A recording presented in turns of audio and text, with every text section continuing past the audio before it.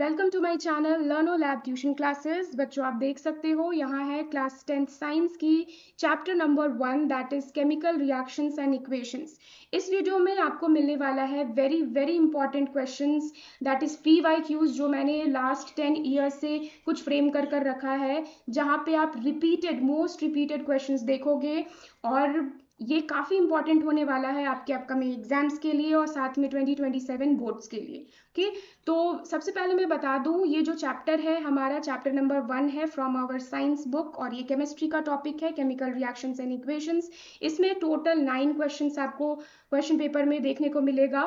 Question जो total 9 है उसमें से 3 क्वेश्चंस होंगे आपके MCQs के और ये हर एक MCQ 1 मार्क्स का होगा, that is MCQ will be of 3 marks. Next आपको असर्शन रीजन टाइप क्वेश्चन देखने को मिलेगा जिसमें एक क्वेश्चन होगा and this will be of 1 marks. Next very short answer type questions आपको देखने को मिलेंगे जिसमें भी एक क्वेश्चन होगा और ये 2 मार्क्स का होगा। Next short answer type questions आपको देखने को मिलेंगे जिसमें भी एक क्वेश्चन होगा लेकिन ये 3 मार्क्स का होगा। ओके, साथ में बता दूं इंपॉर्टेंट टॉपिक्स कौन कौन से हैं। तो इस चैप्टर में सबसे इंपॉर्टेंट टॉपिक्स जो है that is types of reactions. ठीक है, टाइप्स ऑफ रिएक्शंस, और ये टाइप्स ऑफ रिएक्शंस में हमने 5 टाइप्स पढ़ा था। ओके, फर्स्ट टाइप जो था हमारा वो कॉम्बिनेशन रिएक्शन है। Next is decomposition reaction, next displacement reaction या इसे हम सिंपल डिस्प्लेसमेंट रिएक्शन भी कहते हैं, displacement reaction. Next is double displacement या डबल डिकम्पोजिशन रिएक्शन भी हम इसे कहेंगे। And last is redox reaction. ठीक है, रिडॉक्स। अब देखो ये ऐसे तो आपको ये 5 टाइप्स पता होने चाहिए, साथ में सारे एग्जाम्पल्स इसके पता होने चाहिए, लेकिन वेरी इंपॉर्टेंट जो एग्जाम पॉइंट ऑफ व्यू के लिए होगा that will B displacement and redox. Okay, ये दोनों आपको अच्छे से पढ़ने होंगे। अभी मैं क्वेश्चन पेपर में भी आपको शो करूंगी, ज्यादातर क्वेश्चंस जो है वो डिस्प्लेसमेंट एंड रिडॉक्स रिएक्शन से ही है। ओके, साथ में ये तो हो गया point number 1 that is types of reaction, बहुत इंपॉर्टेंट है इस चैप्टर के लिए। नेक्स्ट जो दूसरे टाइप का क्वेश्चन आता है दैट इज बैलेंसिंग। ठीक है, तो आपको balancing the equations, balancing the chemical equations बहुत ही अच्छे से आने चाहिए। ओके, नेक्स्ट जो होगा दैट विल बी ऑब्जर्वेशंस। ठीक है, तो ऑब्जर्वेशन से भी रिलेटेड क्वेश्चंस होते हैं। जितने भी एक्टिविटीज इस बुक में दिए गए हैं, जितने भी एक्टिविटीज है इस चैप्टर में, उससे रिलेटेड जो भी ऑब्जर्वेशंस होगी वो भी आपको याद रखनी होगी। ओके, तो चलो मैं क्वेश्चन पेपर से स्टार्ट करती हूँ। तो फर्स्ट क्वेश्चन जो है हमारा that is number 1, the main observation while performing chemical of experiment burning of magnesium ribbon in air are. ठीक है, तो जब हम मैग्नीशियम रिबन को बर्न करते हैं in presence of air, in presence of air का मतलब हो गया ऑक्सीजन के प्रेजेंस में जब हम इसे बर्न करते हैं, तो what will be the main observations. Okay, points देखो क्या क्या है। Magnesium ribbon Burns with a dazzling white flame, a white powder is formed, magnesium ribbon vaporizes, aqueous solution of white powder turns blue litmus red. Okay, तो यहाँ पे जो हमारा correct answer है this will be these 2 points, magnesium ribbon burns with dazzling flame and white powder is formed. ठीक है, तो एक मैग्नीशियम पीस को, मैग्नीशियम रिबन का मतलब हुआ कि हमने मैग्नीशियम मेटल का एक पीस लिया है, उसे बर्न किया है। ठीक है, इन प्रेजेंस ऑफ ऑक्सीजन, तो बर्न होने पे वो व्हाइट डैजलिंग फ्लेम, डैजलिंग मतलब स्पार्कलिंग फ्लेम के साथ वो बर्न करेगा, व्हाइट कलर की फ्लेम होगी, आपको याद रखना है। साथ में मैग्नीशियम जो है वो एक ग्रे कलर का मेटल होता है लेकिन आफ्टर बर्निंग वो व्हाइट पाउडर फॉर्म करेगा। ओके, अब यहाँ पे रॉन्ग ऑप्शंस कौन कौन है। मैग्नीशियम रिबन वेपोराइजेस, ऐसा नहीं होता, मैग्नीशियम रिबन जो है वो वेपोराइज नहीं होता। Aqueous solution of white powder, अब ये जो व्हाइट पाउडर है, ठीक है, व्हाइट पाउडर जो है वो मैग्नीशियम ऑक्साइड है। मैग्नीशियम ऑक्साइड को जब आप चेक करोगे कि वो एसिडिक है या बेसिक है, तो एक्चुअल में वो बेसिक होता है। ठीक है, तो ऑब्वियसली वो ब्लू लिटमस को रेड में बिल्कुल भी चेंज नहीं करेगा, so this option is wrong. तो हमारा करेक्ट आंसर हुआ यहाँ पे option number C, that is number 1 and 2। ठीक है, ये ऑप्शन 1 एंड 2 ये दोनों करेक्ट आंसर्स है। ओके, चलो नेक्स्ट क्वेश्चन में अब मैं आगे बढ़ती हूँ। नेक्स्ट हमारा क्वेश्चन है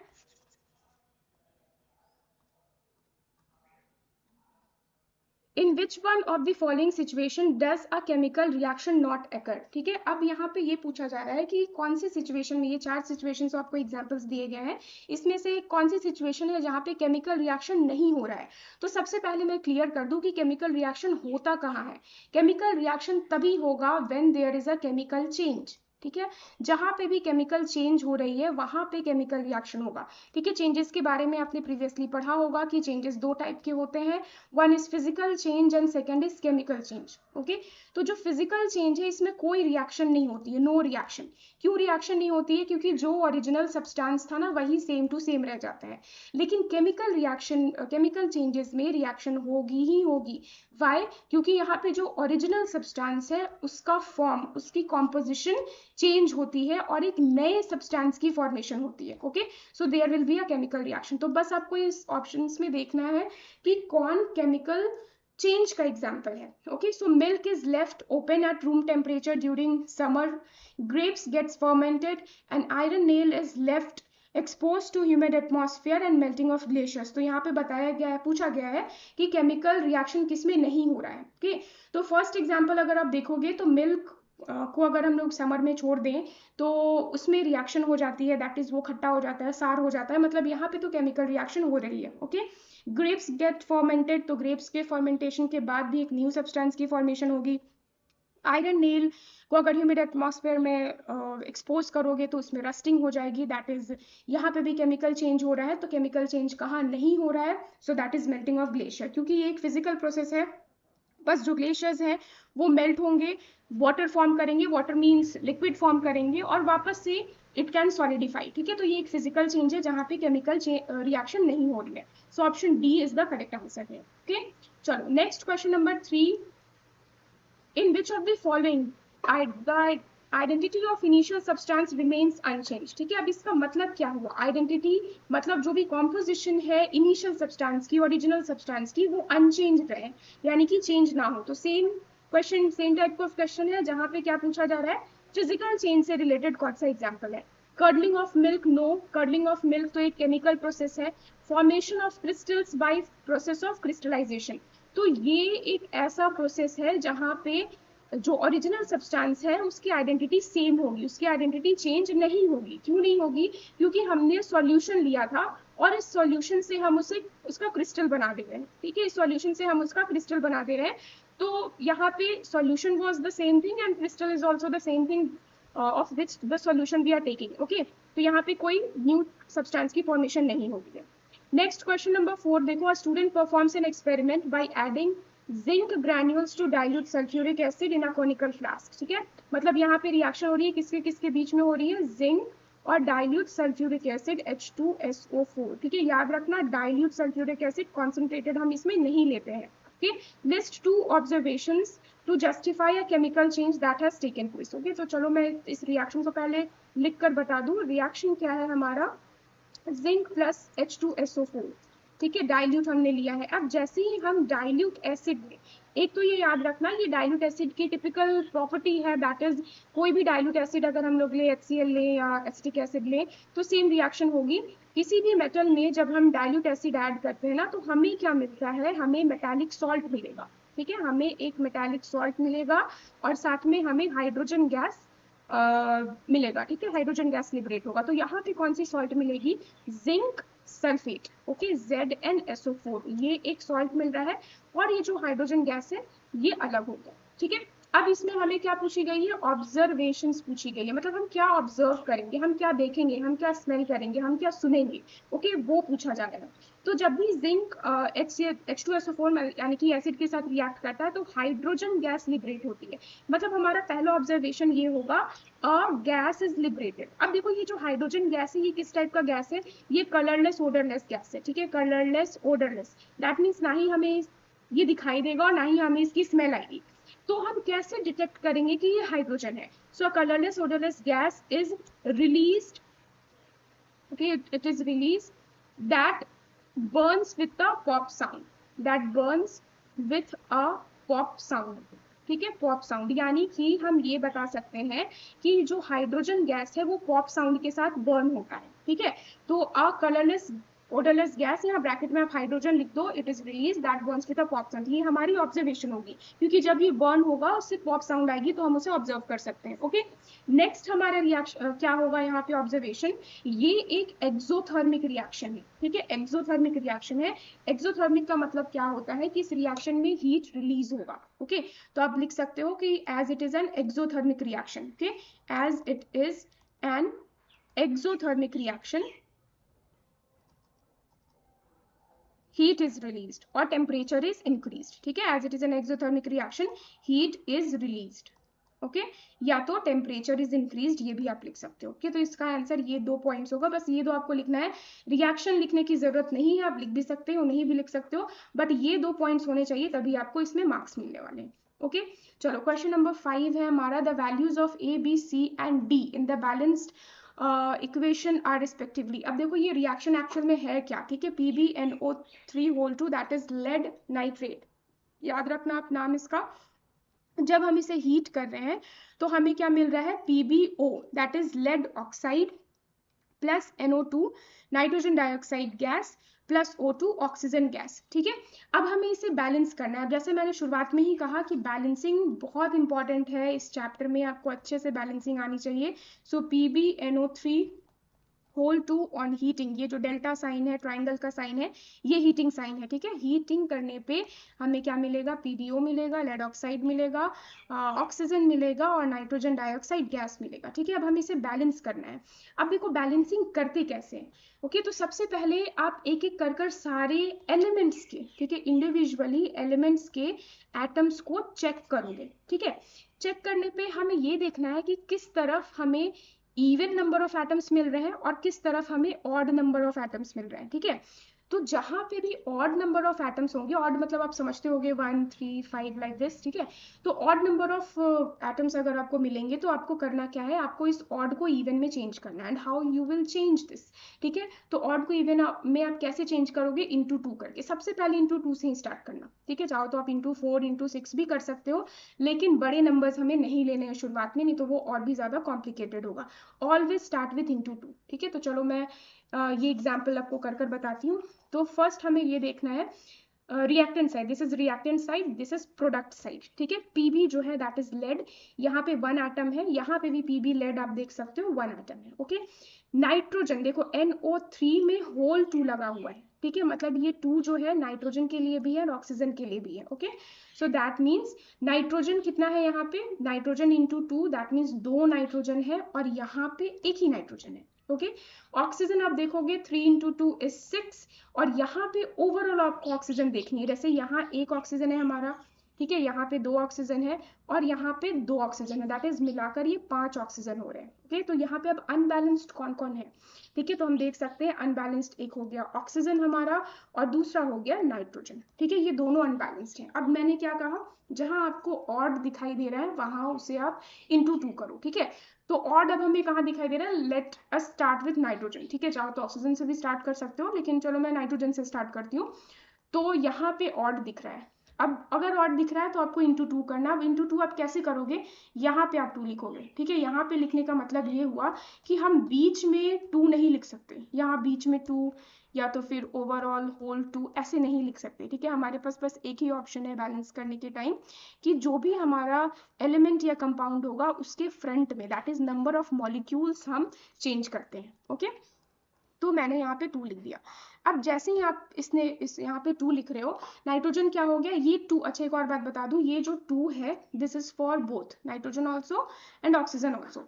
तो 2 इंटू नाइट्रोजन, ये अब क्या हो गया, अब ये 1 नहीं है, ये 2 हो गया। ओके, 2 इंटू ऑक्सीजन 2 है, तो 2 इंटू 2 4, मतलब ये ऑक्सीजन भी 4 हो गया। ठीक है, अब जब हम यहाँ पे 4 देखते हैं तो अभी भी देखो यहाँ जो ऑक्सीजन है वो इवन नंबर में नहीं आ रहा है। ठीक है, अगेन इट इज ऑड, मतलब यहाँ 1 ऑक्सीजन, यहाँ 2 ऑक्सीजन और अभी जो हमने चेंज किया 4 ऑक्सीजन, दैट इज अभी भी यहाँ 7 आ रहा है। तो अभी हमें क्या करना होगा, ऑड को इवन करना होगा। अभी ये जो ऑड नंबर 7 आ रहा है ये किसकी वजह से है, ऑब्वियसली इस 1 की वजह से है।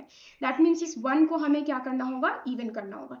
अगेन आप इवन कैसे करोगे, तो बीच में आप यहाँ पे 2 या यहाँ पे 2 ऐसे नहीं लिख सकते हो, आपको कहाँ लिखना होगा, फ्रंट में लिखना होगा, that is number of molecules we can change. Okay, तो जैसे ही हमने यहाँ 2 लिखा, मतलब ये 2 किसके लिए है, पीबी के लिए भी है और ये 2 ऑक्सीजन के लिए भी है, ये याद रखना। ओके, सो 2 इंटू पीबी क्या हो जाएगा, यहाँ पे कितने लेड आ जाएंगे, 2 लेड एटम्स आ जा रहे हैं और 2 इंटू ऑक्सीजन बिकम्स 2, ठीक है, मतलब एक ऑक्सीजन पहले था और फिर हमने 2 लिख दिया, तो 2 इंटू 1 बिकम्स 2, ठीक है। अब देखो, अब यहाँ पे ऑक्सीजन कितना हो रहा है, 2 + 2 + 4, ठीक है, that is 8 number of oxygen यहाँ पे हो गया।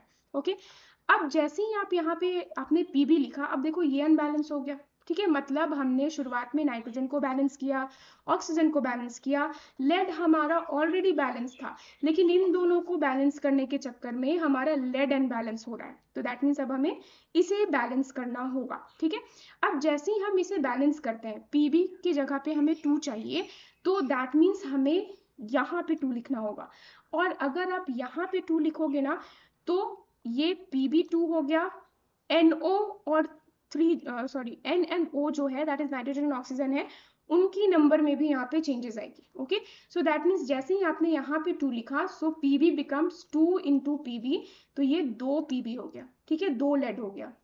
नाइट्रोजन कितना हो गया, नाइट्रोजन पहले से 2 था, ठीक है, यहाँ पे भी देख सकते हो मैंने लिखा है पहले से 2 था, लेकिन इंटू 2 करने पे अब ये क्या हो जाएगा, 4 हो जाएगा। सिमिलरली ऑक्सीजन जो पहले से 6 था, इंटू 2 करने पे ये 12 हो गया, ठीक है। अब हमें यहाँ पे नाइट्रोजन को फिर से देखना पड़ेगा, ठीक है, तो नाइट्रोजन को हमें 4 बनाना है। अगर नाइट्रोजन को हमें 4 बनाना है, तो फिर हमें यहाँ जो हमने 2 लिखा है दैट विल बी रॉन्ग, ठीक है, ये रॉन्ग होगा, तो अब हमें क्या करना पड़ेगा, इसे डायरेक्टली हम लोग 4 बना लेते हैं, ठीक है। आई एम चेंजिंग दिस, ठीक है, इस नाइट्रोजन को हमने 4 कर दिया। अब अगर इसे 4 करोगे तो 4 into nitrogen becomes 4 and 4 into 2 times oxygen, ये 8 हो गया, ठीक है। अब चेक करो, अब चेक करो क्या आ रहा है, लेड जो है वो 2 हो गया हमारा, ऑक्सीजन टोटल देखो कितना है, 2 + 2 + 8 दैट इज 12, यहाँ भी हमारा 12 है, नाइट्रोजन हमारा 4, यहाँ भी 4, ठीक है। फिर से मैं रिपीट कर रही हूँ, लेड आप देख सकते हो यहाँ 2 है, यहाँ भी लेड 2 है। नेक्स्ट नाइट्रोजन हमारा रिएक्टेंट साइड 4, प्रोडक्ट साइड भी 4, और ऑक्सीजन जो है 12, इधर भी 12। तो अब ये है हमारा बैलेंस्ड इक्वेशन, ठीक है। अब बैलेंस्ड इक्वेशन है, इसे प्रॉपरली हम लोग देख सकते हैं हमने कहाँ कहाँ चेंजेस किया, तो यहाँ एक 2 हमने यहाँ पे लिखा है, ठीक है, एक 2 हमने यहाँ लिखा है और यहाँ पे 4 लिखा है, यहाँ पे एज इट इज 1 है ये, तो 2 2 1 4, कुछ ऐसा हमारा बैलेंस करने पर आ रहा है, ठीक है। तो option C will be correct है, 2 2 1 4, ठीक है। ए के प्लेस में 2 आ रहा है, बी के प्लेस में 2 आ रहा है, सी के प्लेस में 1 है और डी के प्लेस में 4 है, मतलब आपको एक्चुअल में बैलेंस करना है, उसके बाद फिर देखना है कि कौन सी ऑप्शन करेक्ट हो रही है, ठीक है। सो ऑप्शन सी यहाँ पे करेक्ट आ रहा है, ठीक है।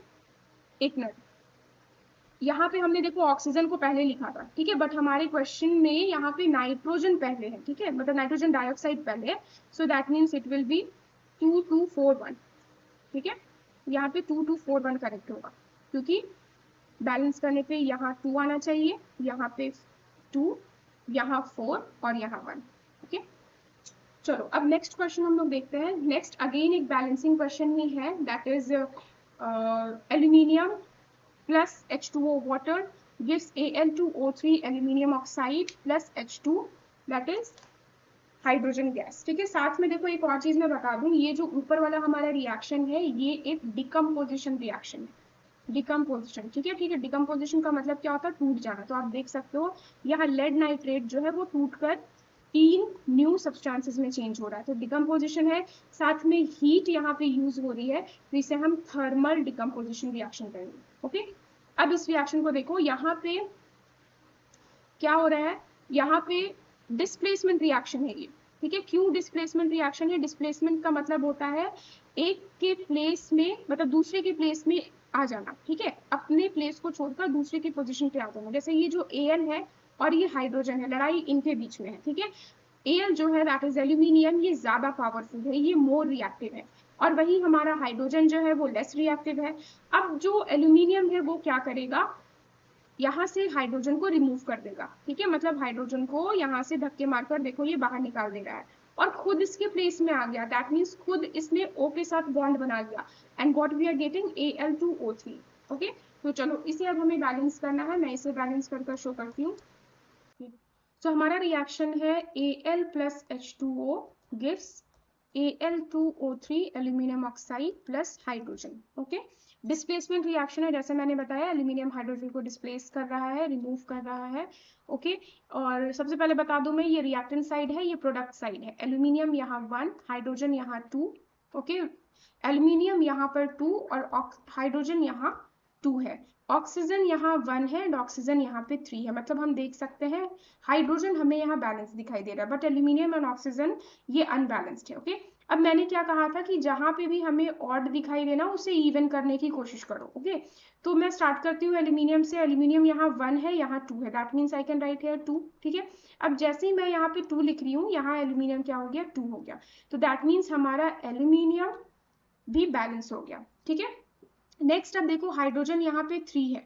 क्या हम इस ऑक्सीजन यहाँ पे 3 है, क्या हम इस ऑक्सीजन को 3 बना सकते हैं? Obviously we can make it 3। अगर मैं यहाँ पे 3 लिख दूं तो ये 3 into 1 becomes 3, ये 3 हो गया। ठीक है, और 3 into 2 जो है वो हो जाएगा 6। ठीक है, तो ऑक्सीजन भी देखो अब बैलेंस है, यहाँ भी 3, यहाँ भी 3। अब लड़ाई होती है हाइड्रोजन के लिए। ठीक है, हाइड्रोजन यहाँ पे 6 है और हाइड्रोजन यहाँ पे 2 है, तो 2 को हम 6 कैसे बना सकते हैं? ओके, वेरी गुड, 2 को हम इंटू 3 कर 6 बना सकते हैं। दैट इज यहाँ पे अगर मैं 3 लिख दूं then we will get 6। Okay, तो हमारा बैलेंस्ड इक्वेशन जो है, आप ध्यान दोगे यहाँ पे हमने 2 लिखा। ओके, यहाँ पे 2 एल्यूमिनियम, 3 H2O एंड 3 H2। ठीक है, दिस विल रिमेन 1। ओके, तो चलो यहाँ पे मैं आ जाती हूँ। क्या होगा, एल्यूमिनियम क्या हो गया था, दैट इज 2, H2O जो है वो 3 है, Al2O3 स्टिल 1 है और H2 जो है ये हो गया हमारा 3। ओके, तो हमारा करेक्ट ऑप्शन यहाँ पे है option number C. Okay, that is 2 3 1 3 का रेशियो। ओके, चलो नेक्स्ट क्वेश्चन जो है अब हमारा, that is MnO2 plus XHCl gives MnCl2 plus YH2O plus ZCl2। अब यहाँ पे आप देख सकते हो, यहाँ पे X Y Z बस यहाँ पे मेंशन किया गया है। ओके, तो बस इनके बारे में ही हमें यहाँ पे बताना है कि X Y Z क्या होगा। ओके, तो चलो सबसे पहले मैं रिएक्शन लिख लूं। रिएक्शन क्या है हमारा,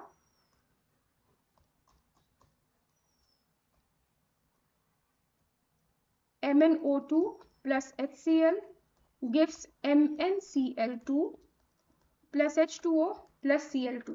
ओके, अब फिर से वहीं से स्टार्ट करते हैं हम लोग। ये रिएक्टेंट साइड है, ये प्रोडक्ट साइड है। Mn जो है यहाँ 1 है, यहाँ भी Mn 1 है। ओके, ऑक्सीजन इस तरफ 2 है, ऑक्सीजन आप देख सकते हो यहाँ पे 1 है। ओके, हाइड्रोजन यहाँ पर 1 है, हाइड्रोजन यहाँ पर 2 है, क्लोरीन यहाँ पर 1 है एंड क्लोरीन यहाँ आप देख सकते हो 2 और 2 4। ठीक है, दोनों मिलाकर 4 क्लोरीन है। ठीक है, अब देखो हम लोग स्टार्ट कहाँ से करें, मतलब मैंने क्या बताया था, हमेशा ऑड को इवन करना। ठीक है, तो सबसे पहले कौन से ऑड को हम इवन कर सकते हैं? तो आप देख सकते हो यहाँ पे बैलेंस्ड कौन कौन है, मैग्नीशियम जो है वो बैलेंस्ड है। ठीक है, और यहाँ हम ये देख सकते हैं ऑक्सीजन जो है यहाँ 2 है, यहाँ 1 है। ओके, सिमिलरली हाइड्रोजन यहाँ 1 है, यहाँ 2 है। तो दैट मीन्स हमें हाइड्रोजन ऑक्सीजन के साथ ही स्टार्ट करना चाहिए। ठीक है, क्लोरीन जो है यहाँ 1 है, यहाँ 4 है, it is a larger number, तो लार्जर नंबर को हम थोड़ी बाद में देखते हैं। ओके, अब देखो ऑक्सीजन यहाँ पर 1 है, यहाँ पे ऑक्सीजन 2 है, दैट मीन्स इस ऑक्सीजन को हमें क्या बना देना होगा, 2 बनाना होगा।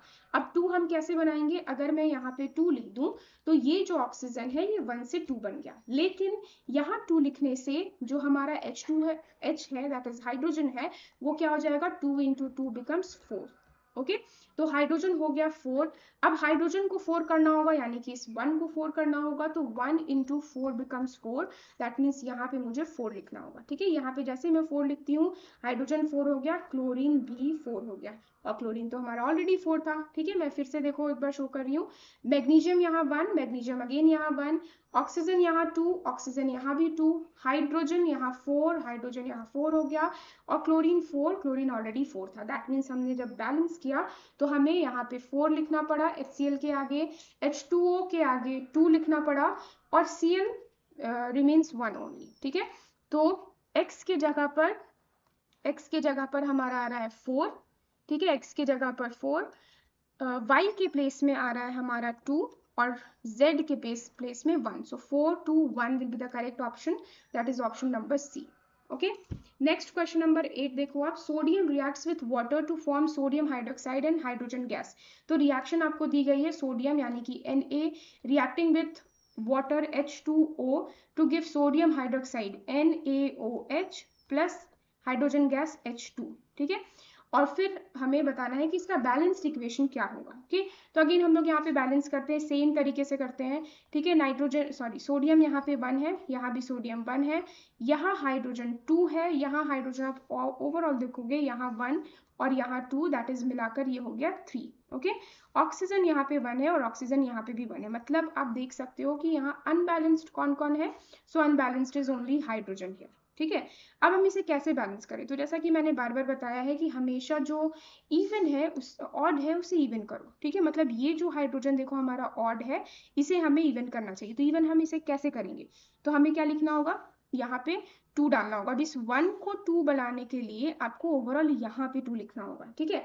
अब जैसे ही आप 2 यहाँ लिखते हो, Na जो है वो क्या हो गया, वो 2 हो गया, मतलब हमें यहाँ पे भी Na के आगे 2 लिखना होगा ताकि ये 2 हो जाएगा। ओके, नेक्स्ट ऑक्सीजन जो है ये भी हमारा 2 हो गया, ये ऑक्सीजन 2 हो गया।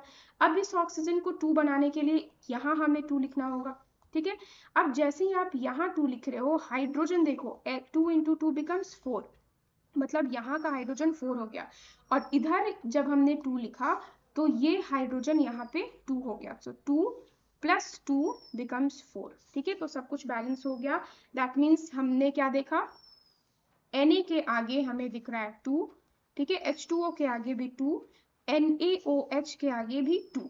ओके, सो करेक्ट ऑप्शन यहाँ क्या है, हमारा option number B is the correct one. Okay, तो आप देख सकते हो बैलेंसिंग के कितने सारे क्वेश्चंस आ रहे हैं। अभी तक हमने 3-4 बैलेंसिंग कर लिया है। ओके, नेक्स्ट क्वेश्चन नंबर 9 देखो, it is important to balance chemical equation to satisfy the law of conservation of mass, which statement is incorrect, ठीक है। तो बैलेंसिंग से रिलेटेड अब ऐसे थ्योरेटिकल क्वेश्चंस भी होंगे, तो यहाँ पे कौन सी ऑप्शन इनकरेक्ट है वो पूछी जा रही है। Total mass of reactant equals total mass of product, तो ये ऑप्शन आपका करेक्ट है, मतलब this statement is correct. Number of atoms in each element remains the same before and after the reaction, तो number of atoms भी same होने चाहिए, ये statement भी correct है। Chemical composition of reactants remains the same before and after, तो देखो balancing में chemical composition से हमें कोई लेना देना नहीं है, और obviously अगर यहाँ पे chemical reaction हो रही है तो chemical composition of reactant कैसे same हो सकती है, ठीक है। How can it remain same, उसे तो चेंज होना होगा ना, तभी तो हम कहेंगे कि ये केमिकल चेंज है, केमिकल रिएक्शन हो रहा है। Okay, that means option C यहाँ पे करेक्ट आंसर आपका होगा। ये रॉन्ग या इनकरेक्ट स्टेटमेंट है, ठीक है। Mass can neither be created not be destroyed, ये भी आपका करेक्ट स्टेटमेंट है। Okay, so option C here is the correct answer. Next है, what is meant by balanced chemical equation, why is it necessary to balance a chemical equation. अब देखो ये 2 marks का question है, इसमें 2 क्वेश्चन है, ठीक है। तो पहला है, what do you mean by balanced chemical equation. अब इसमें बच्चे बहुत मिस्टेक करते हैं, मतलब एक प्रॉपर आंसर जो हमारा होना चाहिए वो हमें नहीं मिलता, ठीक है। अब देखो क्वेश्चन पेपर में ही आपका आंसर मिल सकता है। बैलेंस्ड केमिकल इक्वेशन क्या होगा, ठीक है। बैलेंस्ड केमिकल इक्वेशन वही होगा जहां पे number of atoms of each element remains same before and after the reaction, या आप लिख सकते हो number of atoms of each element is same in the side of reactant and product। Okay, एक पॉइंट तो ये हो गया, दैट इज डेफिनेशन आप लिखोगे कि a balanced chemical equation is the one which has the equal number of atoms in each element on both sides of the equation, that is reactant and product, ठीक है। दूसरा question जो है हमारा, why is it necessary to balance a equation, ठीक है, क्यों जरूरी है बैलेंस करना। तो ये क्वेश्चन का आंसर भी आपका क्वेश्चन पेपर में ही है, ठीक है। It is important to balance chemical equation to satisfy the law of conservation of mass, ठीक है। तो law of conservation of mass जिसकी स्टेटमेंट होती है, mass can neither be created nor be destroyed in a chemical reaction, ठीक है। इसके according equation must always be balance, ठीक है। तो आप देख सकते हो, आप बहुत प्रॉपरली देखना, क्वेश्चन पेपर में ही कुछ आंसर्स आपको छिपे हुए मिलेंगे। ओके, तो बस आपको देखना है। ओके, तो आप देख सकते हो क्वेश्चन नंबर 10 का आंसर हमें यहीं पे मिल गया। Okay, next number 11, why do we balance a chemical equation. अब सेम आंसर, क्यों हम बैलेंस करते हैं, तो इसलिए हम बैलेंस करते हैं ताकि number of atoms of each element in reactant side and product side remain same. और नेम द लॉ, तो ये कौन सा लॉ है, law of conservation of mass. Again ये क्वेश्चन का आंसर यहीं पे है, law of conservation of mass लिखोगे। Balance the equation. अब नेक्स्ट क्वेश्चन आपको एक दे दिया गया है, आपको इसे बैलेंस करना है। ओके, तो चलो हम लोग बैलेंस करते हैं इसे। अब देखो ये जो क्वेश्चन होगा ये आपका 3 मार्क्स का क्वेश्चन होगा, ठीक है। Number 11 is of 3 marks. एक क्वेश्चन तो हो गया, why do we balance the chemical equation. Okay, next है नेम करना है, तो 1 मार्क्स इधर 1 मार्क्स इधर, और ये बैलेंस करने के लिए आपको 1 मार्क्स और मिलेंगे, मतलब 3 मार्क्स की ये क्वेश्चन है। ओके, तो चलो हम लोग बैलेंस करते हैं। Zn plus H3PO4। ओके, तो हमारा रिएक्शन क्या है, Zn प्लस H3PO4। होप आपको पता होगा H3PO4 क्या है, फॉस्फोरिक एसिड है। ओके, ये मेटल है, ये फॉस्फोरिक एसिड। अभी थोड़ी देर पहले मैंने आपको बताया था कि जब भी हम कोई डाइल्यूट एसिड और मेटल को रिएक्ट करवाते हैं तो यहाँ पे कौन सी रिएक्शन होती है, डिस्प्लेसमेंट रिएक्शन होती है, ठीक है। फिर ये भी मैंने बताया था कि Zn जो है वो मोर रिएक्टिव है, हाइड्रोजन लेस रिएक्टिव है, तो Zn क्या करेगा, हाइड्रोजन को धक्के मारकर यहाँ से निकाल देगा और उसके प्लेस में जाकर बैठ जाएगा। Okay, that means what is the reaction we are getting here is ZnPO4, ठीक है। Zn जो है वो PO4 के साथ यहाँ पे सॉल्ट बना रहा है, Zn3PO4 ठीक है। ये बैलेंसिंग के अकॉर्डिंग हमने यहाँ पे फॉर्मूला फ्रेम किया, प्लस H2, ये जो हाइड्रोजन है ये अलग हो गया, ठीक है। अब हमें इसे बैलेंस करना है, ठीक है। तो चलो बैलेंसिंग का जो तरीका है वही हम लोग देखते हैं। सबसे पहले ये देख लो, this is the reactant side and this is the product side. Okay, यहाँ पे आप Zn देख सकते हो 1 है, एक जिंक है, यहाँ पे जिंक 3 है, ठीक है। यहाँ हाइड्रोजन 3 है, यहाँ हाइड्रोजन 2 है, यहाँ फॉस्फोरस 1 है, यहाँ फॉस्फोरस 2 है। ये whole 2 is for both PO4, that is यहाँ पे फॉस्फोरस हो गया आपका 2। यहाँ ऑक्सीजन 4 है, यहाँ ऑक्सीजन 4 इंटू 2 8 है। ओके, तो आप देख सकते हो बहुत कुछ यहाँ पे अनबैलेंस्ड हमें दिखाई दे रहा है। तो सबसे पहले what we can do is, यहाँ आप देख सकते हो अगर Zn हमारा 1 है, यहाँ Zn 3 है, तो यहाँ पे हम लोग 3 लिख देते हैं, ठीक है। ये 3 लिखने से जो हमारा जिंक है वो 3 हो गया, मतलब जिंक जिंक बैलेंस्ड। ओके, अब देखो यहाँ हाइड्रोजन 2 है, यहाँ हाइड्रोजन 3 है, मतलब यहाँ ऑड हमें दिखाई दे रहा है। अगर यहाँ ऑड दिखाई दे रहा है तो इसे इवन कैसे करना है, मैंने कहा था इंटू 2 कर देना। अब जैसे ही आप इंटू 2 यहाँ करोगे, ये 2 लिखने की वजह से हाइड्रोजन, फॉस्फोरस, ऑक्सीजन, इन सब की वैल्यूज जो है, इन सब का जो नंबर है, नंबर ऑफ एटम्स, वो चेंज हो रहा है। तो 2 into 3 becomes 6, 2 into 1 becomes 2 and 2 into 4 becomes 8, ठीक है। तो ये 2 लिखने की वजह से ये सारे चेंजेस आ गए। अब देखो फॉस्फोरस 2, यहाँ भी 2, ऑक्सीजन 8, यहाँ भी 8, तो ये दोनों तो बैलेंस हो गए। हाइड्रोजन यहाँ 6 है, हाइड्रोजन यहाँ 2 है। अब हम 2 को 6 कैसे बनाएं, ओके, वी कैन 2 इंटू 3, तो इंटू 3 करने पे देखो ये 6 बन गया, ठीक है। तो ओवरऑल सब कुछ बैलेंस हो गया। तो बैलेंस करने के लिए हमने क्या क्या लिखा, 3Zn plus 2H3PO4 gives Zn3PO4 whole 2 and 3H2, okay. तो ये हमारा बैलेंस्ड इक्वेशन है। ओके, नेक्स्ट है question number 12, electrolysis of water is a decomposition reaction, ठीक है। तो क्वेश्चन से आप थोड़ा नोट्स भी ले सकते हो कि इलेक्ट्रोलाइसिस जो है वो डिकम्पोजिशन रिएक्शन होती है। The mass ratio H2:O2 of gas liberated is, अब देखो हो क्या रहा है, H2O दैट इज वाटर को जब हम डिकम्पोज करें, जब हम तोड़े, तो H2 प्लस O2 हमें मिलेगा, ठीक है। तो अब यहाँ पे पूछा गया है कि what is the ratio of mass of hydrogen and oxygen obtain, ठीक है। मतलब ये जो प्रोडक्ट हमें मिल रहे हैं उसका मास रेशियो क्या होगा, ये हमसे पूछा जा रहा है। ओके, सो आपको पता होना चाहिए मास नंबर, ठीक है, of element at least from 1 to 20, ठीक है। हाइड्रोजन का मास नंबर जो होता है वो 1 होता है, ऑक्सीजन का मास नंबर है 16, ओके। अब देखो यहाँ पे हाइड्रोजन,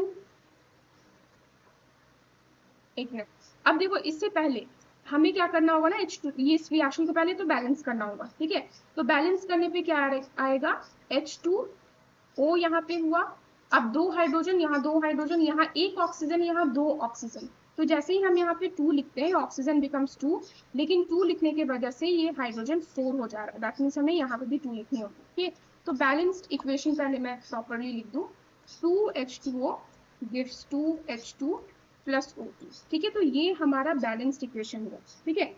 अब बैलेंस्ड इक्वेशन तो हमें मिल गया, लेकिन अब हमें क्या फाइंड करना है कि कितने हाइड्रोजन एंड ऑक्सीजन जो है बाय मास वो रिएक्ट कर रहे हैं, ठीक है।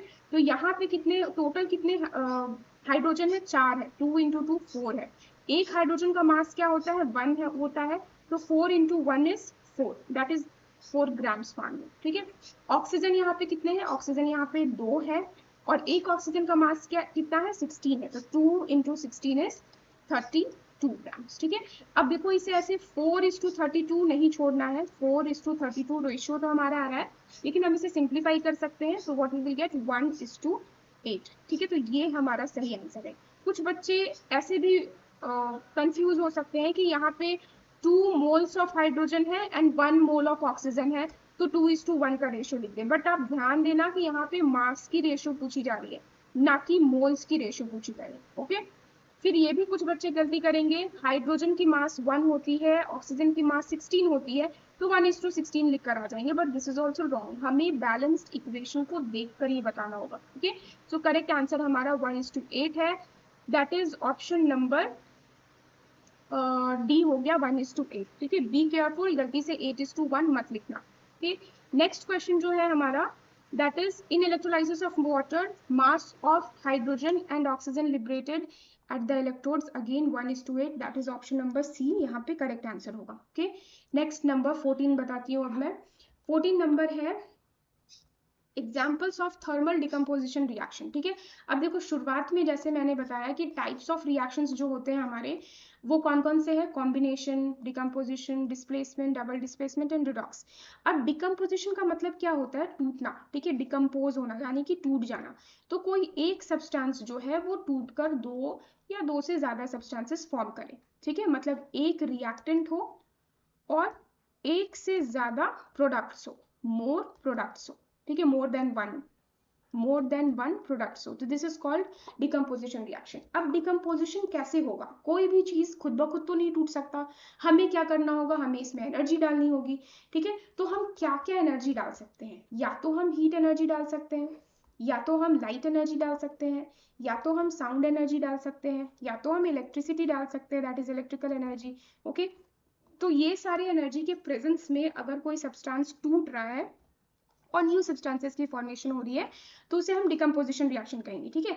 अब अगर हीट से ये रिएक्शन हो रहा है, मतलब हीट की वजह से अगर डिकम्पोजिशन रिएक्शन हो रही है, तो हम इसे थर्मल डिकम्पोजिशन कहते हैं। लाइट की वजह से है तो हम इसे फोटोलाइसिस कहते हैं, इलेक्ट्रिसिटी की वजह से है तो हम इसे इलेक्ट्रोलाइसिस कहते हैं, जैसे अभी हमने इलेक्ट्रोलाइसिस ऑफ वाटर देखा, ठीक है। तो यहाँ पे थर्मल डिकम्पोजिशन बताया गया कि कौन एग्जाम्पल है, तो AgCl gives Ag plus Cl, मतलब silver chloride gives silver and chlorine, ये एक फोटोलाइसिस रिएक्शन है। फोटोलाइसिस मतलब ये लाइट के प्रेजेंस में होगा, हीट के प्रेजेंस में नहीं होगा। Calcium carbonate gives calcium oxide and carbon dioxide, तो ये थर्मल डिकम्पोजिशन का एग्जाम्पल है। वाटर गिव्स H2 + O2, अभी जस्ट हमने देखा ये किसके प्रेजेंस में होगा, देखो अगेन आंसर आपका यहीं पे छिपा हुआ है, इलेक्ट्रोलाइसिस है ये, यानी कि इलेक्ट्रिसिटी के टर्म्स में ये ब्रेक हो रहा है इलेक्ट्रिसिटी के प्रेजेंस में, सो दिस इज इलेक्ट्रोलाइसिस, ठीक है, ये इलेक्ट्रिसिटी की वजह से हो रहा है। नेक्स्ट है KClO3, that is potassium chlorate gives potassium chloride plus oxygen, तो ये भी हो रहा है थर्मल डिकम्पोजिशन की वजह से। तो आपका करेक्ट आंसर जो है that will be option number D, that is number 2 and 4 जो है ये दोनों थर्मल डिकम्पोजिशन रिएक्शन है, okay. Next is assertion reason, जैसे मैंने पहले कहा असर्शन रीजन टाइप क्वेश्चन भी आपको यहाँ पे इस चैप्टर में देखने को मिलेंगे। तो असर्शन का मतलब क्या होता है, स्टेटमेंट, ठीक है, any statement which can be either true और फॉल्स, ठीक है, और रीजन जो इसे रीजन आउट करे। अब हमें ये भी चेक करना होता है कि रीजन सही है या नहीं, ओके। सो असर्शन है decomposition reactions are generally endothermic, decomposition reaction endothermic है, यानी कि ये हीट एब्जॉर्ब करता है और तब जाकर डिकम्पोजिशन होती है, ओके। रीजन क्या है, decomposition of organic matter into compost is an exothermic reaction, मतलब जो ऑर्गेनिक मैटर है, जो ह्यूमस है या जो लिविंग थिंग्स हैं, वो उनकी जब डिकम्पोजिशन होती है तो वो कंपोस्ट में यानी कि खाद में वो चेंज हो जाता है, ठीक है। तो दिस रिएक्शन इज एक्सोथर्मिक, ऐसा बताया गया है। अब देखो यहाँ पे ये दोनों स्टेटमेंट्स ट्रू जरूर है, ठीक है, मतलब डिकम्पोजिशन रिएक्शन जो है जनरली ये एंडोथर्मिक होते हैं और decomposition of organic matter into compost एक एक्सोथर्मिक प्रोसेस है, तो ये दोनों स्टेटमेंट्स ट्रू जरूर है, but R is not the correct explanation of it, ठीक है। तो ऑप्शन नंबर बी यहाँ पे सही होगा, okay. Next is silver chloride turn grey in sunlight, तो जो सिल्वर क्लोराइड है वो ग्रे में कैसे टर्न हो रहा है इन सनलाइट। अब देखो मैं पहले इसका रिएक्शन बता दूं। सिल्वर क्लोराइड हमने लिया है यानी कि AgCl लिया है, इसे हम सनलाइट के प्रेजेंस में, अभी मैंने क्या कहा था, this will be a photolysis reaction, ठीक है। फोटोलाइसिस है मतलब इसे हम लाइट के प्रेजेंस में डिकम्पोज हो रहा है, तो सनलाइट के प्रेजेंस में ये डिकम्पोज होगा, Ag प्लस Cl2 हमें मिल जाएगा, ठीक है।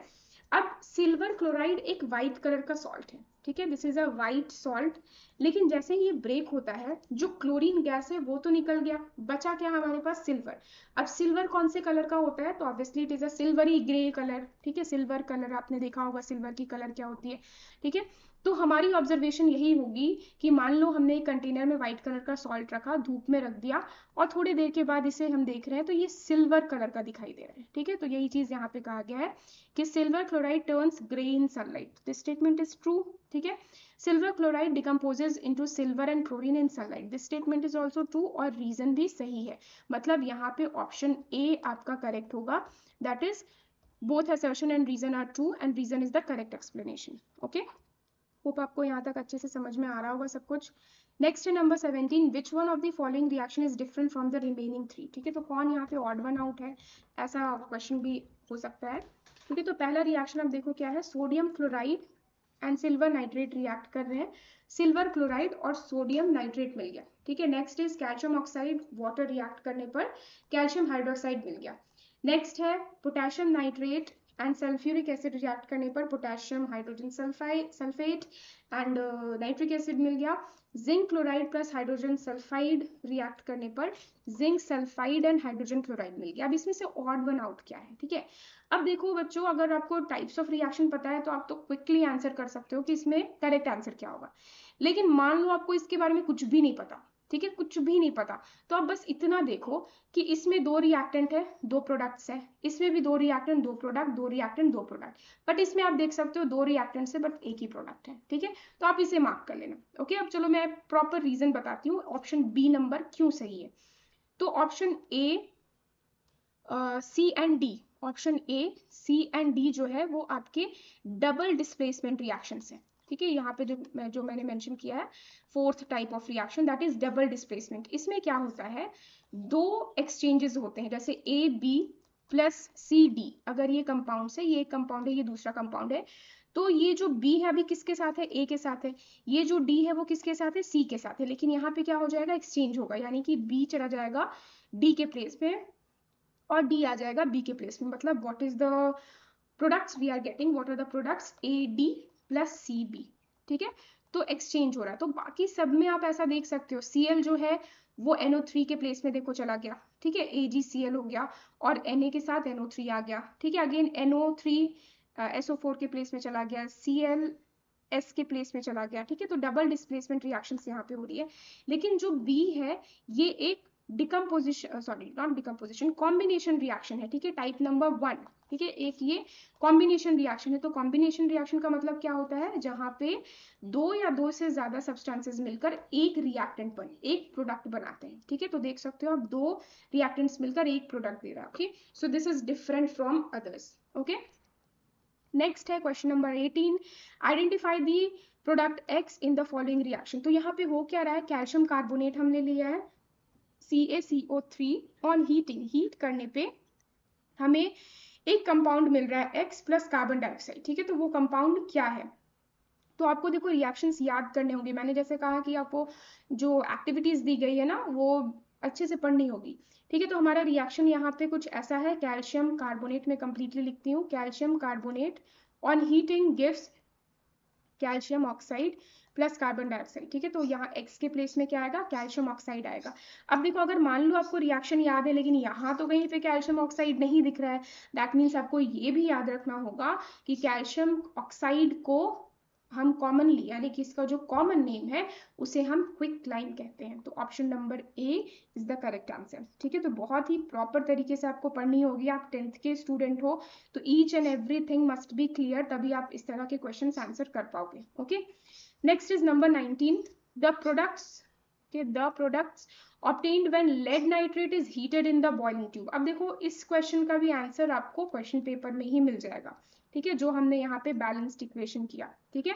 लेड नाइट्रेट को जब हम हीट करते हैं हमें क्या मिल रहा है, lead oxide plus nitrogen dioxide plus oxygen, ठीक है। हमने अभी टेस्ट बैलेंस किया था, काफी पॉपुलर कहो या वेरी कॉमन क्वेश्चन ये है और इससे पूछा ही जाएगा, इसलिए आप अच्छे से लर्न कर लेना, ओके। सो लेड नाइट्रेट को हीट करने पे हमें क्या मिल रहा है, lead oxide plus nitrogen dioxide plus oxygen, okay, that means option number D यहाँ पे करेक्ट है, lead oxide plus nitrogen dioxide plus oxygen. Properly देखना, कंफ्यूज मत होना, नाइट्रोजन डाइऑक्साइड है, ये नाइट्रस ऑक्साइड है, ठीक है, दोनों अलग अलग है, okay. Next question number 20, the reaction Zn plus 2CH3COOH, क्या आपको पता है ये CH3COH क्या है, दिस इज एसिटिक एसिड, ठीक है, एसिटिक एसिड, आपको ये याद होना चाहिए। नेक्स्ट जिंक एसिटेट, ये क्या फॉर्म कर रहा है, जिंक एसिटेट प्लस हाइड्रोजन, ठीक है। अब देखो ये कौन सा रिएक्शन है, भले ही आपको ये बहुत ही बड़ा सा रिएक्शन दिख रहा होगा, बट थोड़ी देर पहले हमने इसके बारे में डिस्कशन किया था। मैंने क्या बताया था कि कोई भी मेटल ले लो और डाइल्यूट एसिड के साथ उसे ट्रीट करो तो हमें क्या मिलता है, मेटालिक सॉल्ट और हाइड्रोजन गैस मिलता है। तो बस यही है, बस यहाँ पे एसिटिक एसिड ले लिया गया, ऊपर हमने H2SO4 एंड HCl के साथ ये रिएक्शन देखा था, ओके। तो ये किस टाइप का रिएक्शन है हमें बताना है, तो this is a displacement reaction, simple answer, this is a displacement reaction. क्यों डिस्प्लेसमेंट रिएक्शन है ये, क्योंकि आप देख सकते हो यहाँ पे Zn ने हाइड्रोजन को डिस्प्लेस कर दिया है, ठीक है, Zn हाइड्रोजन को डिस्प्लेस कर खुद इसके प्लेस में आ गया और हाइड्रोजन बेचारा अकेला हो गया, okay. Next is which of the following is not a thermal decomposition, कौन थर्मल डिकम्पोजिशन नहीं है, यहाँ पे सबके सब डिकम्पोजिशन है। कैसे पता चल रहा है कि सब डिकम्पोजिशन है, क्योंकि एक रिएक्टेंट है और दो या दो से ज्यादा प्रोडक्ट्स हैं, लेकिन थर्मल डिकम्पोजिशन कौन नहीं है, मतलब हीट से कौन ब्रेक नहीं हो रहा है, ओके। तो फेरस सल्फेट ये थर्मल डिकम्पोजिशन है, कैल्शियम कार्बोनेट भी थर्मल डिकम्पोजिशन है, लेड नाइट्रेट तो हमने अभी बार बार देखा है, ये भी थर्मल डिकम्पोजिशन है। सिल्वर क्लोराइड, अभी हमने थोड़ी देर पहले बताया था ना, आपको सारे ऑब्जर्वेशंस बताए थे कि सिल्वर क्लोराइड को धूप पे रखोगे तो क्या हो जाएगा, ठीक है। So that is a photolysis reaction, यानी कि ये जो रिएक्शन हो रहा है ये सनलाइट के प्रेजेंस में हो रहा है, तो this is not a thermal decomposition, ठीक है। एक चीज और याद रखना, अगर सिल्वर की कोई और सॉल्ट आपको दिखाई दे, जैसे सिल्वर ब्रोमाइड, तो इसमें भी वही होगा, सिल्वर ब्रोमाइड भी एक फोटोलाइसिस रिएक्शन है, सिल्वर ब्रोमाइड ये भी एक व्हाइट कलर का सॉल्ट है, इसे आप धूप में रखोगे तो हमें Ag+Br2 मिलेगा, ठीक है। तो ये दोनों जो है ये फोटोलाइसिस रिएक्शन है, ओके। चलो next 22 number, Which of the following is a redox reaction but not a combination? Okay, अब चलो एक न्यू टॉपिक यहाँ पे आती है, रिडॉक्स, जो मुझे अब एक्सप्लेन करना पड़ेगा, ओके, ठीक है। रिडॉक्स रिएक्शन क्या है, तो रिडॉक्स, ठीक है, रिडॉक्स में आपको दो टर्म्स दिखेंगे, एक रेड और एक ऑक्स। रेड मीन्स रिडक्शन, ठीक है, reduction, OX ox means oxidation, यानी कि एक ऐसा रिएक्शन जहां पे आपको ऑक्सीडेशन और रिडक्शन दोनों दिखाई दे, this is called a redox reaction, ठीक है। अब देखो ऑक्सीडेशन होता क्या है, ऑक्सीडेशन को हम कहते हैं एडिशन ऑफ ऑक्सीजन। अगर कहीं पे भी एडिशन ऑफ ऑक्सीजन हो रहा है तो उसे हम ऑक्सीडेशन रिएक्शन कहेंगे। जैसे मान लो अगर मेरे अंदर ऑक्सीजन की एडिशन हो गई तो मैं कहूंगी आई एम ऑक्सीडाइज्ड, ठीक है। अब रिडक्शन क्या है, रिडक्शन इसका उल्टा है, यानी कि addition of hydrogen, addition of hydrogen को हम रिडक्शन कहेंगे, ठीक है। अब एडिशन ऑफ हाइड्रोजन का उल्टा क्या होगा, रिमूवल ऑफ हाइड्रोजन, तो रिमूवल ऑफ हाइड्रोजन हो गया आपका oxidation, and addition of oxygen का उल्टा क्या होगा, रिमूवल ऑफ ऑक्सीजन, तो रिमूवल ऑफ ऑक्सीजन हो गया रिडक्शन, ठीक है। शायद आप थोड़े कंफ्यूज हो रहे होंगे, बट आपको ये याद अच्छे से रखनी होगी, ऑक्सीडेशन क्या है, addition of oxygen, removal of hydrogen, reduction क्या है, addition of hydrogen and removal of oxygen, okay.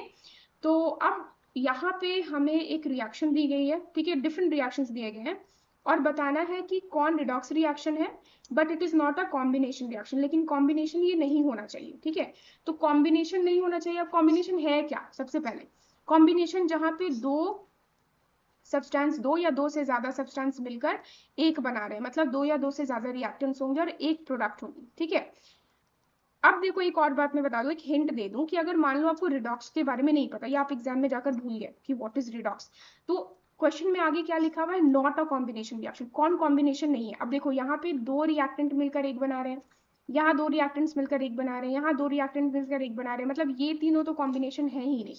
तो कॉम्बिनेशन नहीं, सॉरी कॉम्बिनेशन से, ये तीनों तो कॉम्बिनेशन से, बट हमें क्या लिखना है, which is not a combination reaction. तो लास्ट वाला ऑप्शन जो है ये कॉम्बिनेशन रिएक्शन नहीं है, और तो फिर ये क्या है, ये रिडॉक्स रिएक्शन है। ठीक है, ओके चलो नेक्स्ट है assertion reason. A piece of zinc granules get reddish brown coating when kept in copper sulfate solutions. Question number 23 है हमारा assertion reason. assertion है a piece of zinc gets reddish brown coating when kept in copper sulfate solution. और दूसरा reason है copper is more reactive than zinc. अब देखो सबसे पहले इसके बारे में बता दूं, जैसा मैंने कहा है ऑब्जर्वेशंस आपको ध्यान देनी होगी जो भी एक्टिविटी आपके बुक में गिवन है। तो ये कहा जा रहा है कि जिंक को अगर हम लोग कॉपर सल्फेट सॉल्यूशन में डालें, कॉपर सल्फेट सॉल्यूशन क्या होता है, ये एक ब्लू कलर का सॉल्यूशन है, एक ब्लू सॉल्यूशन है। जिंक एक मेटल है, जैसे ही हम इन दोनों के बीच का रिएक्शन करें, अब देखो ये टाइप ऑफ रिएक्शन क्या हो रहा है, zinc more reactive, copper is less reactive. ठीक है, तो जिंक कॉपर को डिस्प्लेस करेगा and we will get ZnSO4 plus Cu। ठीक है, अब हमारी ऑब्जर्वेशन ये आएगी, जैसे इमेजिन करो कि इस कंटेनर में मैंने कॉपर सल्फेट सॉल्यूशन लिया है, इसमें मैंने जिंक पीस डाल दिया। ठीक है, कोई भी एक जिंक पीस डाल दिया जो ग्रेइश कलर का होगा। अब ये जो जिंक है ये तो धीरे धीरे कॉपर सल्फेट के जगह पे जिंक सल्फेट बना रहा है, मतलब ये जो ब्लू कलर है ये फेड होने लगेगा, ये लाइटर होने लगेगा, या ये कहो धीरे धीरे ये ब्लू से ट्रांसपेरेंट हो जाएगा, वाइट हो जाएगा। ठीक है, अब जो हमारा जिंक है वो तो कॉपर बन गया, दैट इज जिंक के ऊपर कॉपर की कोटिंग आ जाएगी, यानी कि जिंक के ऊपर रेडिश ब्राउन कोटिंग आएगी। तो ये दो ऑब्जर्वेशन आप याद रखना, एक होगा कि blue colour of copper sulphate starts fading away, या तो from blue it is becoming transparent, और दूसरा होगा कि जिंक के ऊपर कॉपर की कोटिंग आने लगेगी, यानी कि हमें एक रेडिश ब्राउन कोटिंग जो है वो दिखाई देगी। ठीक है, तो a piece of zinc granules gets reddish brown coating, ये स्टेटमेंट्स तो ट्रू है, लेकिन copper is more reactive than zinc ये तो रॉन्ग है। अभी जस्ट मैंने बताया zinc is more reactive, copper is less reactive, तो ये फॉल्स हो गया। ठीक है, यानी कि ऑप्शन नंबर सी यहाँ पे करेक्ट होगा, assertion is true but reason is false. Next है 24 number, select the decomposition reaction in which source of energy is light. ठीक है, तो बार बार मैंने बताया डिकम्पोजिशन लाइट, इलेक्ट्रिसिटी, हीट के वजह से हो सकता है। ठीक है, तो फेरस सल्फेट तो हीट के वजह से ब्रेक होगा, वाटर इलेक्ट्रिसिटी के वजह से ब्रेक होगा, सिल्वर ब्रोमाइड ये सनलाइट की वजह से ब्रेक होता है, और कैल्शियम कार्बोनेट ये भी हीट की वजह से होता है, यानी कि option number C is the correct answer. अभी मैंने ऊपर एक और रिएक्शन आपको बताया कि अगर हमारे पास ये सिल्वर ब्रोमाइड है तो भी ये फोटोलाइसिस रिएक्शन ही होगा, यानी कि ये भी लाइट के प्रेजेंस में ब्रेक होगा। Okay, next 25 number, the reaction is a redox reaction because. ठीक है, रिएक्शन रिडॉक्स क्यों है, अब देखो यहाँ रिडॉक्स है मतलब यहाँ पे रिडक्शन एंड ऑक्सीडेशन दोनों होनी चाहिए। ठीक है, तो जैसा कि मैंने बोला कुछ क्वेश्चंस ऐसे होते हैं अगर आपको कुछ भी समझ में नहीं आ रहा हो तो आप थोड़ा सा दिमाग लगाओ। ठीक है, थोड़ा ट्रिकी तरीके से सोचो और आपको पता चल जाएगा। अगर ये रिडक्शन एंड ऑक्सीडेशन दोनों यहाँ पे होनी चाहिए तो सबसे पहले ऑप्शन बी और सी तो यहाँ पे गलत हो रहे हैं, क्योंकि HCl is only oxidised here, MnO2 is reduced है, मतलब यहाँ पे सिर्फ ऑक्सीडेशन के बारे में बताई गई, यहाँ सिर्फ रिडक्शन के बारे में, तो इन दोनों को तो ऐसे ही एलिमिनेट कर दो। ठीक है, अब बचे हमारे पास दो options, MnO2 is oxidized and HCl is reduced, पहला ऑप्शन, और दूसरा MnO2 is reduced and HCl is oxidized। अब देखो हो क्या रहा है, MnO2 बन गया MnCl2। ठीक है, मतलब यहाँ से इसका ऑक्सीजन हट गया है। ओके, HCl बन गया हमारा H2O, यानी कि H में ऑक्सीजन ऐड हुआ है, तो अगर H में ऑक्सीजन ऐड हुआ है मतलब ये ऑक्सीडेशन हुआ, और यहाँ से ऑक्सीजन की रिमूवल हो रही है, यानी कि यहाँ पे ये रिडक्शन हुआ। ठीक है, तो option number D is the correct answer, that is MnO2 is reduced and HCl is oxidized। Okay, तो चलो आज मैं यहीं तक बताती हूँ, नेक्स्ट जो हमारा पार्ट 2 वीडियो होगा उसमें मैं आगे के क्वेश्चंस डिस्कशन करूंगी। तो अगर आपको ये वीडियो पसंद आई हो तो हमारे चैनल को सब्सक्राइब कर लो, ऐसे और भी बहुत सारे कंटेंट्स आपको मिलेंगे जहाँ पे हम लोग PYQs, ठीक है, जो बोर्ड्स के लिए इंपॉर्टेंट PYQs होंगे वो डिस्कशन करेंगे, साथ में हमारी वर्कशीट सीरीज भी चलेगी। ओके, एंड इंपॉर्टेंट क्वेश्चंस भी आपको देखने को मिलेंगे। ओके, डिफरेंट टॉपिक से, both for science and maths. Okay, so thanks for watching.